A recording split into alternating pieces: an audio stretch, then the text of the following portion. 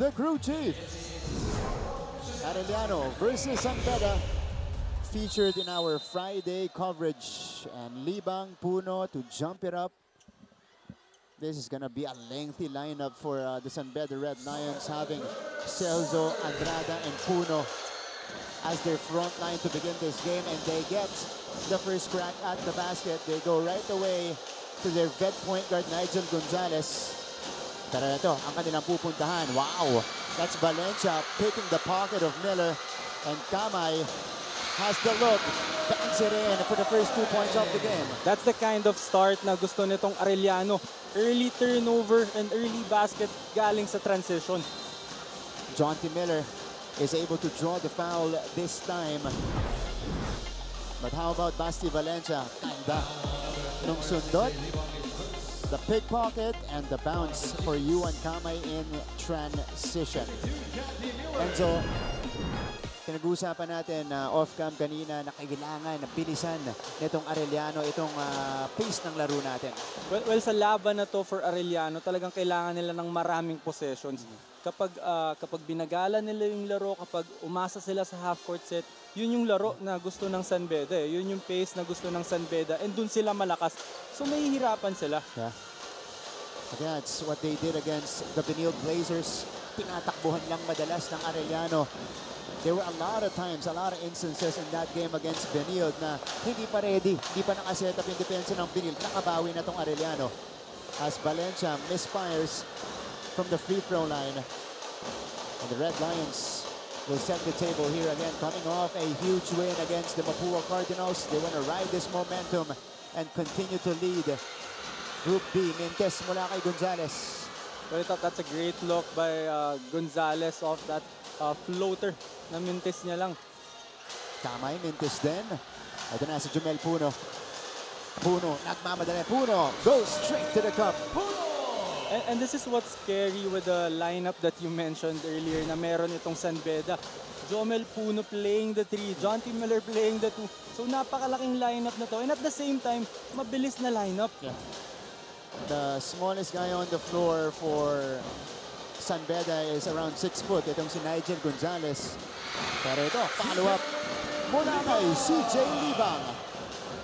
That's an encouraging sign for CJ Libang as he battles against San Beda's bigs. Right now, let's pass it courtside for the first time. Nandito ang ating courtside reporter, Aaron D. Aaron.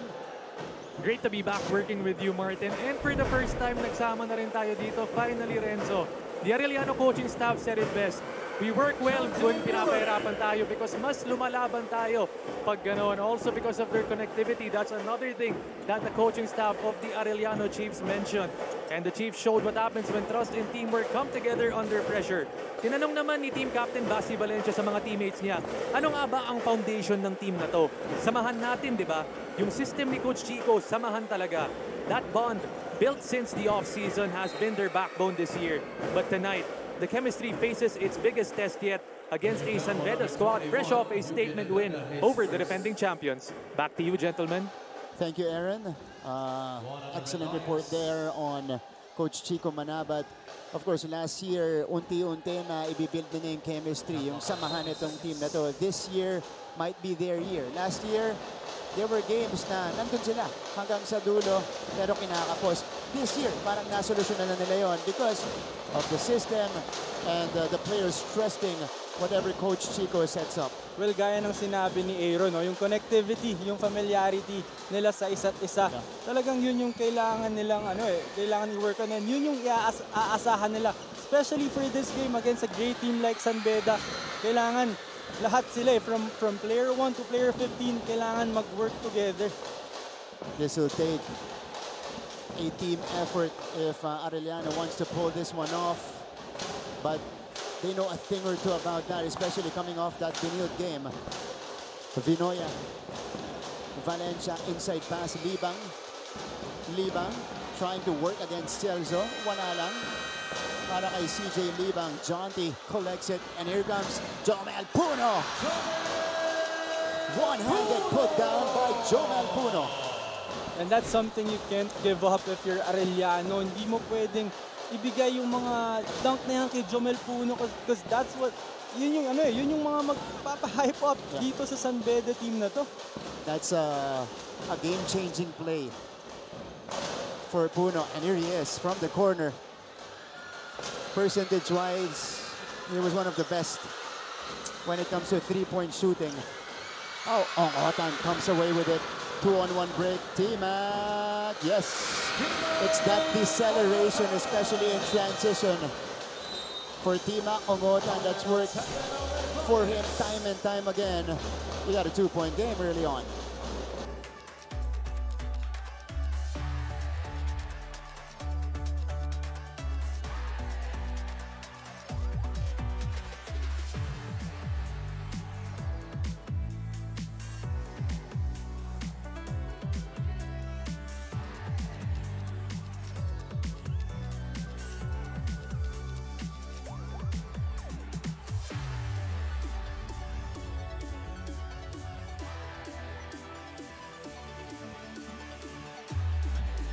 Back to the coverage, and if you're here in Philoil, makikita nyo, 3/4 ng venue natin occupied by the students of Arellano University. And this is a usual occurrence here in the NCAA as we see a slam coming from Jomel Puno. Great to see him moving very well. Enzo started the year with an injury, but now it looks like he is his old self again. Right, missed a couple of games. Tapos nung pagbalik niya, nakita natin medyo nag-struggle pa siya. Hindi pa okay yung galaw niya. But that dunk tells us something else na talagang Jomel Puno is back. On the other side, T-Mac Ongotan again. And his ability to slow it down even after going 100 at first. Pero pag may bantay, sige, pag-aalang ko. Floater. And T-Mac Ongotan reminds me so much of Gio Halalon, who could, like what you said, go 100 and all of a sudden stop. Oh, that's a big compliment for T-Mac Ongotan, si Giovanni Halalon. Ang comparison niya. Puntos para sa San Beda sa kabila. This is Yuan Kamay surveying, finding Libang again from the same spot earlier. I'm loving the activity of Libang. Talagang hinahanap niya yung mga yung mga open spots dun sa ilalim, which is a very hard thing to do kasi masikip na yan, and si Celso pa yung bumabantay sa'yo, so malaki yung area na sakop niya. Pero for Libang to locate those spots na pwede siyang makascore, very impressive yan for Libang. Tignan natin yung turnover dito. Gonzalez pushing Kamay off, so natawagan siya ng offensive foul. 5.5 remaining in the first. T-Mac leads in. Not that time. I thought T-Mac was looking for a foul that time. Parang pinapasabit niya si Gonzalez for the second foul. Sana of Gonzalez. Straightaway 3 is off. One-handed board para dito kay Joe Celso. You can. No. Andrada still silent in this game. Vinoya step in 3. No go. Pulled down by Miller. Well, that's a good shot for Vinoya kasi yun talaga yung gusto ng Arellano. Early shots para mas maraming possessions. Sidestep and lay will not work for Jomel Puno. And entering the game for the first time is Bismarck Lina. So San Beda stays big, and they're even going bigger with Bismarck Lina now at the center spot. Well, yung starting lineup nila kanina with regards with their big man, feeling ko defensive lineup siya with Celso coming in. Pero ito kay Bismarck Lina right now, I think nakikita ng San Beda na medyo nagsistruggle si Miller, si Gonzalez getting their shots up. Kaya naglagay na sila ng post presence. Pero pinalitan din ni Coach Yuri si Yukian Andrada. Itong si Etule, nasa labanan natin. Solid rookie for the Red Lions at around 6'4", 6'5". Borromeo, nice cut by Tony Borromeo.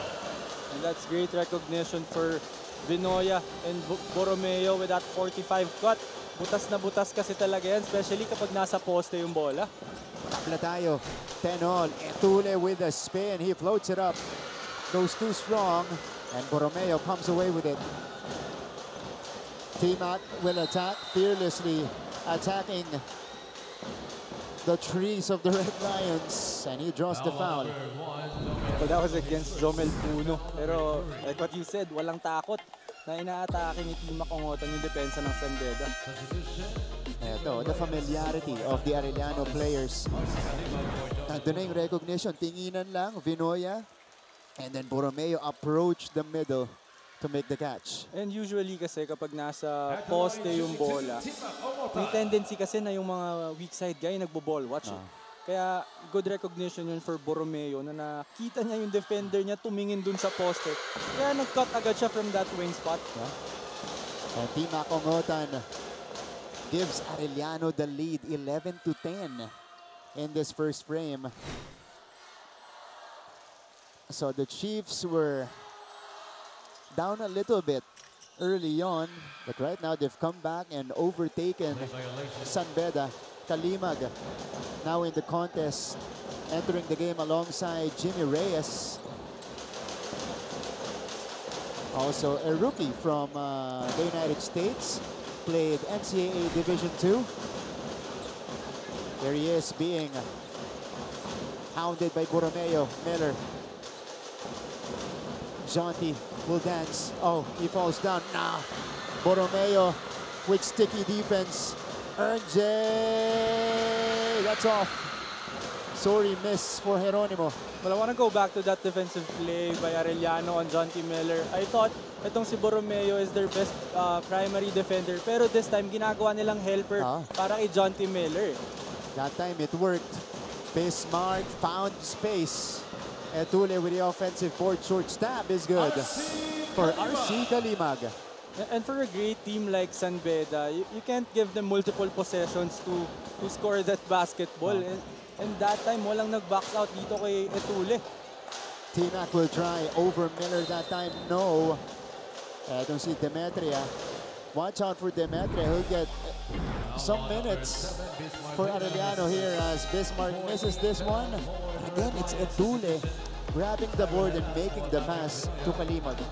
That's why I told you earlier na he really reminds me of Calvin Oftana kasi hindi mo makikita kung saan nanggagaling eh. Tapos bigla na lang magka-crash ng offensive rebound. Disruptor itong si Etule, no? T-Mac, pump fake, inabot ni Kuldora. Ito na si Etule. Etule. Transition passing by San Beda. Hold on. Hard foul. Given up by Hernal. Ito, here's the drop-off. And then the touch pass to Kuldora. He went for the ball. Yeah, Hernal. Ooh! Went for the ball but got part of the left arm.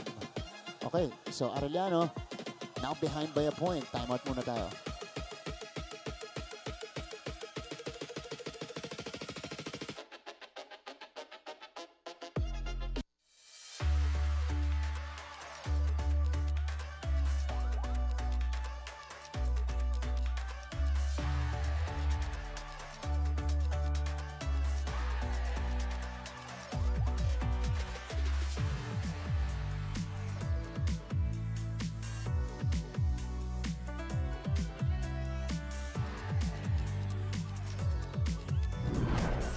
Welcome back to the coverage. Sir Frank Ducey Jr., the Mancom representative of Perpetual. His team has the best record in the league. Dr. Lorenzo from EAC this time. And Mancom reps present right over our VIP box. Sige, Renzo, ikaw na to. Of course, Dr. Alan Paul Laico, PhD. Yan ang mga tumutulong talaga sa lahat ng mga pirata. Alam nila lahat yan. And of course, Attorney Jonas Cabochan from San Beda University. And Kim Kuldora, sophomore, ultra-athletic guy. At times this year, he was part of the starting lineup para ilagay sa second unit yung usual starters ni Coach Yuri. So they can kumbaga match up against the bench of the other teams and doon nila iiwanan yun. Well, alam din kasi ni Coach Yuri yung lineup na meron siya eh. Kaya meron siyang may luxury siya to shuffle yung starting unit niya. One more free throw for Kuldora. 2:52 left in our first quarter. Nice hustle coming from Etule. And it'll be rewarded. Teka, they reversed the call though. So Arellano ang makakuha ng bola. And with Ongotan sitting down, I'm really excited for Abiera. Kasi before that CSB game, he was the one who scored a lot for Arellano. Pero last game kasi medyo, nasa defensive role siya. Yung game na yon. Kaya I'm really excited kung paano siya babawi offensively for this game. He had 24 points a couple of games ago. And here he is. First touch. Mentes lang mula dito kay Abiera. Kuldora. They send it out to Reyes. Balik sa kanya. Lots of time to work with for the Red Lions. Reyes. Kalimag, the designated shooter. Misfires. And here comes Ern J. Geronimo. Borromeo. Oh. Ang ganda na nung pag-anticipate ni Jimmy Reyes, natakam lang. Well, I think that's a rookie mistake for Reyes. Nakataas na yung kamay niya eh. Na, like what you said, natakam na hatawin yung bola. Ayun. Kasi naabangan na niya yung pihit neto ni Borromeo, who misses on the first free throw. Well, he got away with the hand on Borromeo's head already. Pero humampas pa ng isa. Anthony Borromeo. We know him as a defensive gem. Arellano will maintain possession. Yes, and that's an extra possession. Galing dito kay Demetria. Galing siya yung nag-force nung extra possession na yun. Minute and 57 left. Hernal off the inbound. Quick shot is off. Ito na si Jimmy Reyes. He sends it out. They swing it to Etule for the wide open three. One more chance for San Beda. They've gotten multiple offensive rebounds here in the first. Nice find. Lina to Kuldora underneath. Well, as soon as Bismarck Lina got the ball in the post, they were forcing him to go baseline. Pero si Bismarck Lina kasi hindi lang siya threat sa scoring. Kayang-kaya niya rin kasing pumasa. Yeah, a very underrated passer itong si Bismarck Lina. Especially for a big man like him. Renzo Abiera forcing the issue. And he'll be rewarded with a couple of free throws. Lina picks up the foul. San Beda over the foul limit already. Ito yung pasa ng Bismarck Lina. Renzo Abiera. That's now what he can do. Before, he was all shooting, Renzo. This year, meron na siyang ganyan, may konting pa-breakdown na siya, drive. And he's showing the repertoire in season 101. Well, etong si Bismarck Lina is a tough assignment, tough to defend for Arellano. Pero that's one way of trying to slow him down. Kailangan mo siyang atakihin dun sa mga pick and roll na yun. And yung atake ni Abiera na yun, I know he missed that layup, pero nakakuha siya ng 2 free throws. And na-force itong si Coach Yuri na ilabas si Bismarck Lina, I think with 2 fouls already. So, mission accomplished for Renzo Abiera. Kaya nagbabalik sa laban natin itong si Joe Celso, who started this game as Jimmy Reyes. Counted and the foul for the rookie point guard, Jimmy Reyes. That's a great hesitation move for Reyes. Foul on number 25, AJ Borromeo, his first. How about this? Upper body strength, taking full impact against an airborne Borromeo. Well, after getting that pick sa backcourt, nagkaroon na delay kasi ng konti itong si Geronimo eh. And yung pag-slow down ni Reyes, yung defender naman ni Celso, bumalik na kay Celso eh. Kaya nagkaroon siya ng open na driving lane doon. So Jimmy Reyes to the free throw line. Again, first game pa lang nila. E nakita na natin na pwede, you know, offensively, defensively, and providing stability at the point spot for San Beda. Sila yung magandang tandem nito ni Nigel Gonzalez dyan. Saka matapang kasi itong point guard na to eh. Hindi siya natatakot tumira ng mga big shots. And talagang nag-absorb siya ng pressure. That's true. Oh, Itule getting the steal. Talimag off the catch. Wala pa rin para kay RC. Dinoya pulls it down. Arellano trying to cut down into the lead before we end the first. Borromeo floater is off. Itule has it. He's got Coldora ahead. Coldora, touchdown for King Coldora. I know Arellano is trying to attack early, pero if there's an open guy, they really have to hit those guys. Kasi nagzo-zone yung San Beda right now, and I know they're trying to get their points in transition, pero once na nakaset na yung depensa ng San Beda, they really have to share that basketball. Yep. Oh, Joe Celso with a scoop to the hoop, and a quick spurt for San Beda will allow them to establish their biggest lead of the game. They carry a 9-point lead going into the second frame, which comes after this break.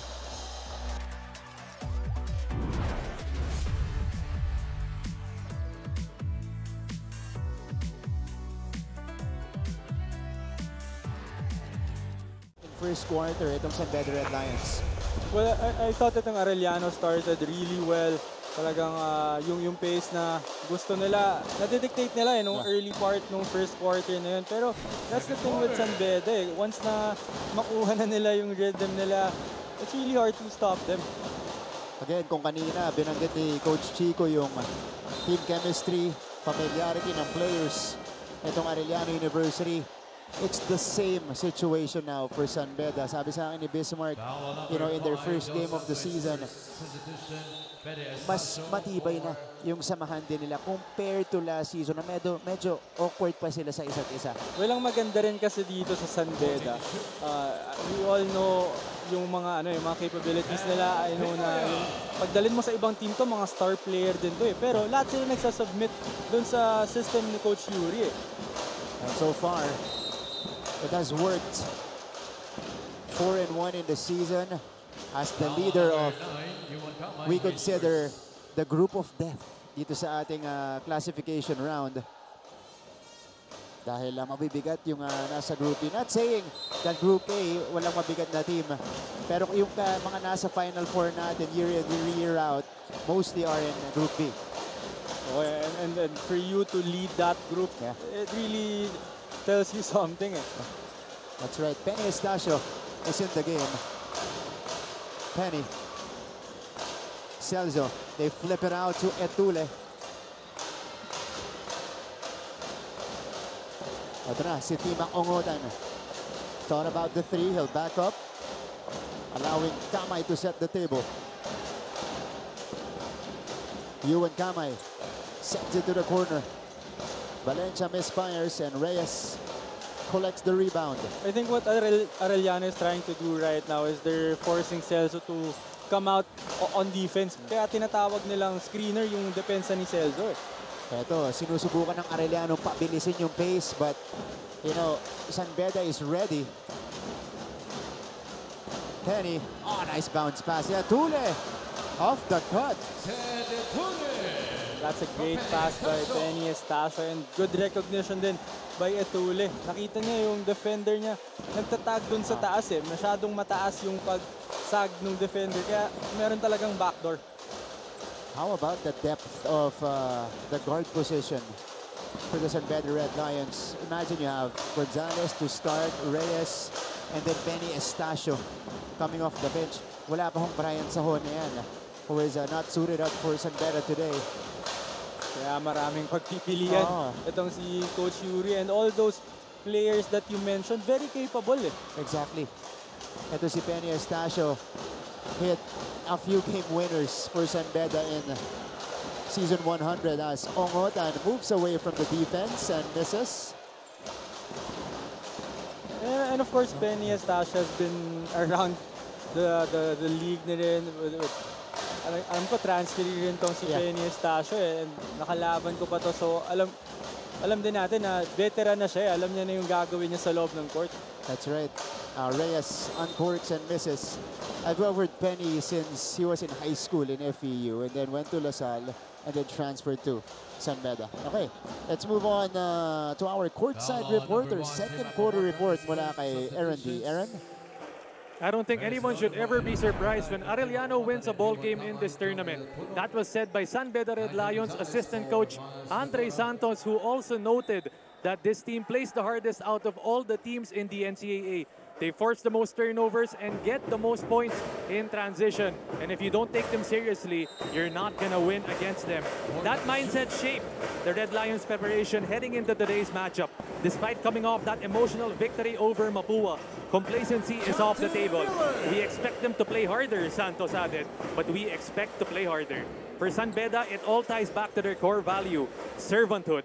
Sometimes there are days when they won't get the offensive touches, ika nga ni Coach Andre, but no matter what, they have to be ready defensively. It's that unselfish grind and defensive discipline that continue to power the Red Lions forward. Back to you, Martin and Renzo. Thanks, Aaron. And so far, so good for them. When it comes to preparation, you know, San Beda is always amongst the best. Well, not only with Arellano, but with all the teams, you really can take any team lightly. Lalo na sa lineup na meron tayo ngayon with the new format, talagang hindi mo pwede sayangin kahit anong laro. That's right. Lalo ngayon, pumapagitna na tayo sa ating classification round as Basti Valencia scores inside. And that's also one thing Arellano can do. Talagang atakihin nila itong si Jonte Miller on defense. Kailangan nila pagtrabahuhin si Miller sa depensa eh. Para kahit papano, mas slow down mo siya offensively. Lalo pag ganito, nakukuha na ni Miller yung rhythm niya sa ating laban. Mavi Vinoya was able to answer on the other end. And a high-low play executed by Arellano with that Basti Valencia basket. Lots of bumps will end up with a foul against the Arellano Chiefs. Foul number 5, Basti Valencia, his first, and that is his 14th. Si Valencia yung tatawagan dito. So, 19-26, despite the good play of San Beda, Renzo, hindi nagpapaiwan ang Arellano Chiefs. Kaya tama rin yung sabi ni Coach Andre na hindi ka talaga mananalo basta-basta sa Arellano. Gaya ng mga plays na to. Isa yan sa mga binanggit niya dun sa report ni Aaron. You know, this team forces a lot of turnovers. And Kabutahe was able to telegraph this pass. Look at this. Puno, pasa ni Kabutahe, Andrew Kabutahe. There is a review on the last play. Got the foul on Puno on the other side. Well, yung intimidation kay Jomel Puno, nandun pa rin eh. Malayo na si Jomel Puno and libre na yung right side ng rim. Pero inisip pa rin ni Kabutahe i-reverse kasi baka bulin nga naman ni Jomel Puno. Mache-chase down siya nito ni Jomel. So, they're reviewing this. Oh, okay. So, Jomel was under Andrew that time. It's gonna be a different case if he actually cut through Andrew in that sequence. Yung papunta siya sa kabila. But it looked like he tried to avoid Kabutahe, who was already airborne. Oh, this is gonna be close. Because yeah, I think you're right. Kasi si Kabutahe yung pumunta kay Jomel Puno that time eh. And that's the right move for Kabutahe because you really have to protect that ball with your body if you're going up against Jomel Puno. Oh yeah, especially if you are the smaller guy. In this case, right around 6 to 7 inches shorter than Jomel Puno. hindi mo pa fina-factor in yung elevation ng Jomel Puno. Kabutahe at the free throw line, another newcomer for the Chiefs. You know, we've seen him shine in this lineup as a shooter. Streaky shooter. He's also a good backup for Team Ongotan and Naviera. Kaya nabibigyan talaga siya ng minuto. I mean, how do you stop that, Renzo? Jonty Miller does whatever he wants on the court.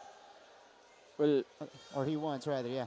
you just have to like try to slow him down. Just try to make it hard for him because I don't think there's really like a specific way to stop him. Merong konting tactic siguro, you know, play him physical, make him work defensively. But when he has the ball in his hands, you know, not much you can do. And he likes those, yung mga quick shot na gano'n, yung mga early shot na gano'n. So that's why I said na you can only slow him down and you can only make it hard for him. So kapag tumira siya ng gano'n and you just challenge, mabago mo ng konti yung look niya, okay na yun, good defense na yun. Oh, this is a good shot. Just from inside the yard for Anjord Kabutahe. That's the shooting I was mentioning earlier. Too strong for Gonzalez. Libang catches the save. I think that shot was a little too early for Gonzalez kasi ito yung gusto ng Arellano talagang up and down. And Basti Valencia takes advantage of the opportunity. The lead has been sliced down to 3.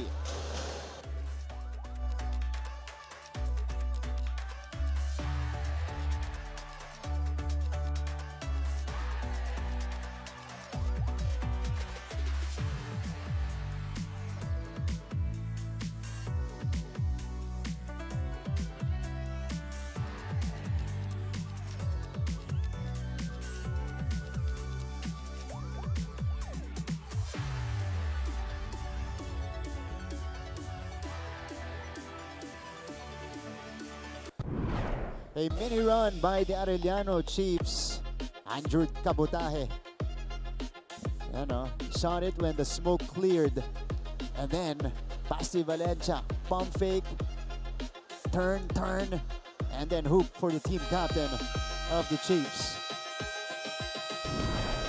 Takdo na lang ang inahabol dito ng Arellano University. And again, they were behind by as many as 11 points at one point. 26-11 yung talaan natin. Or 26-15 ang talaan natin. And ito yung sinasabi ni Coach Andre na hindi ka talaga pwedeng mag-relax against Arellano kasi yung mini run na yun, napakalaki nun for them. Talagang yun yung magsa-start ng something positive for Arellano. So we'll see. This is coming off a timeout for San Beda University. They've only been tested a few times in this game so far. And this is the biggest test. Humahabol itong Arellano.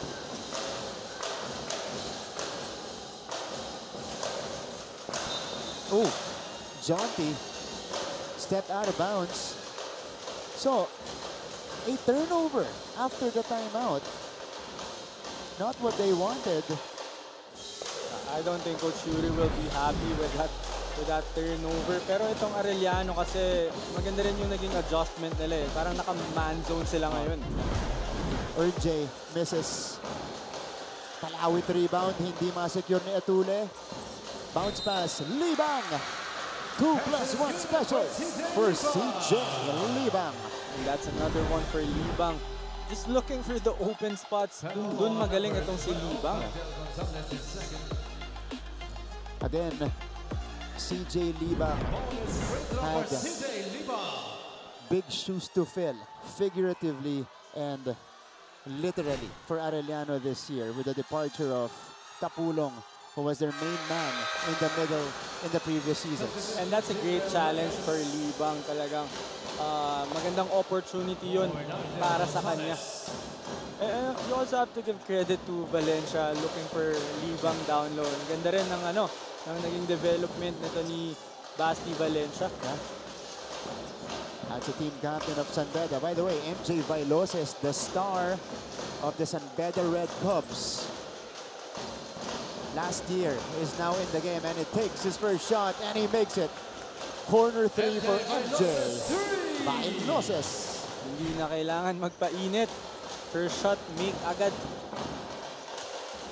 Known as a scorer for the Red Cubs. Libang misses. Medyo forced nga lang yun para kay Libang. Ito na si Jimmy Reyes. San Beda with a 3-point advantage. Jonty has it. Jonty gets to his spot. Doesn't get it. And again, that's already a good defense for Arellano. You just have to make it hard for Jonty Miller. Kapag medyo nabago na yung stance ng katawan niya, okay na yan. By the way, this is the first points in the college division for MJ Vailoses. He played a couple of games already for San Beda, but that was his first made basket. Only took one shot in the previous ones. Etule had position down low. And going back to Vailoses, yung absence ni Sahonia for this game, this is a great opportunity for him to show Coach Yuri kung ano ba yung kaya niyang gawin dito sa college level. That's right.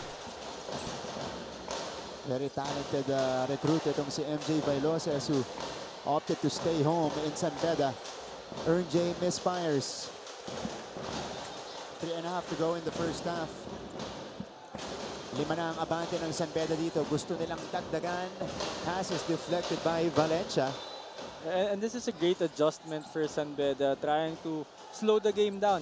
Kasi kanina they were taking early shots sa shot clock, kaya nakakabalik agad yung Arellano. Simple execution. And Zed Etule able to finish with the left hand. Bonzalida. Reyes Suez asking for the ball, goes to Andrada inside. Wala. You can still silent in the game. They go to Valencia. T-Mac has the rock. T-Mac on the attack. Forced it.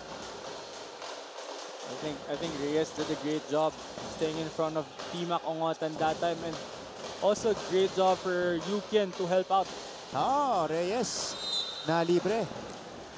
And T-Mac Ongotan picks up the foul.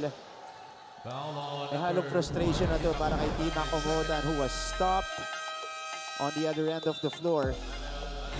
Eto, nakakita ng puwang si Jimmy Reyes. T-Mac tried to battle for the board but he was called for the foul.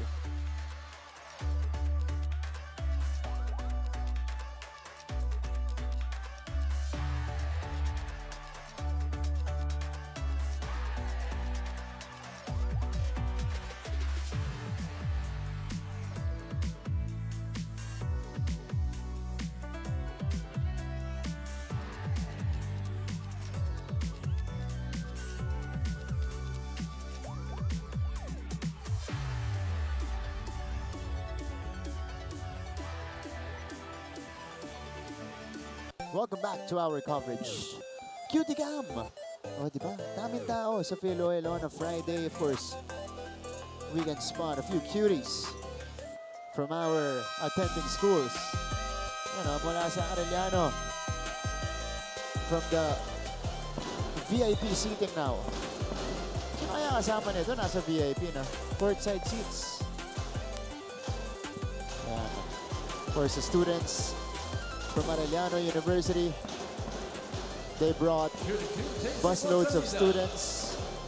Pati na rin siyempre yung mga taga Menjola. But we continue the ball game with 2:39 left in the first half. Bonzalida at the free throw line after getting fouled by T-Mac Ongotan, who is visibly frustrated for Arellano University. T-Mac in the first half, you know, hasn't gone his way. 1 out of 7 from the field. And only 3 points. Hindi rin kasi makakuha ng buwelo itong si Ongotan. I think that's the game plan for San Beda, to slow the game down para kasi yun yung gusto ni Ongotan na pace ng laro yung takbuhan talaga, yung mabilis. And if you know Coach Yuri, isa siya sa pinakamagaling mag-neutralize ng star player ng kalaban na si Valencia. Against baseline and scores +1. And that's something na hindi masyadong pinupuntahan ng Arellano, but when they do, talagang positive yung makukuha nila. Itong si Basti Valencia. Basti Valencia now with his 6th point in the game. Team captain.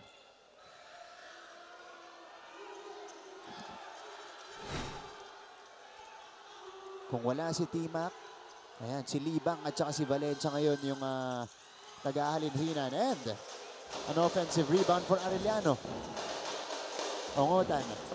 Uy. RJ comes up with it. T-Mac left with space. Cleanest attempt so far para kay T-Mac Ongotan as Valencia fights for the ball. Hold on, there's a bit of color between the rookie and the vet. Jump ball. Possession arrow is pointing. Okay, it goes to the Red Lions after the jump ball. Ganun lang ka-importante talaga itong bola natin. Especially itong yung veteran niya natin na si Valencia. Kapag hawak niya na yan, hindi na yan papayag na meron pang ibang kukuha niyan. 2 minutes. 2 minutes remaining. That's how much they want this win. Oh, Jimmy Reyes maneuvering against the guards of Arellano. Bailoses now. Corner, ilalapit. They swing to Bailoses. Bailoses with the floater. Too strong. Well, that was a great read for Bailoses. They were anticipating the pass to Reyes already, kaya na-open yung driving lane niya. Hindi nga lang pumasok yung floater. And an important minute and a half for Arellano as Cabotaje scores off the catch. And that's another 45 cut para dito sa Arellano. So I think they're really practicing itong reads na to. Na nasa poste si Basti Valencia or si Vinoya. Tapos yung mga weak side guys nila, inaantay lang na malingat ng konti yung defender. Tapos kakat na. Kanina si Borromeo yun. Eto, Bailoses will try to answer. Comes up short. Kalimag, no. Batter for the loose ball. It stays with San Beda with a recycled shot clock inside the final minute of the first half. The trigger to Bonsalida. Reyes flips it over to Kalimag. Shot clock winding down. Yukian had to heave. No. 2-on-2 break. Reyes with a perfect anticipation. I was supposed to say na ayun na yung buwelo na hinahanap ni Ongotan, but Reyes did a great job stopping that fast break. But on the other end, San Beda could not take advantage. Natawagan sila ng turnover. Well, that's a lucky break for Arellano. Yung sundot ni Valencia forced itong si Reyes to lift that ball. Kaya natawagan ng dribbling violation. So Arellano can continue to chip away. T-Mac. Basti has 10. Valencia will go to work. Turnaround jumper. Bounces out. Reyes brings it across. Enough time for a final shot here. 1 to shoot. Reyes. Boom! To beat the horn. Jimmy Reyes. Big shot, big make para dito kay Reyes and the Red Lions. So that's a tough shot to take, especially after the heavy pressure applied by Arellano, but that's a great shot by Reyes. So, the reason why I said it was crucial for Arellano to score instead of continuing to trim on the lead, lumaki pa ang abante nitong San Beda at the half, 37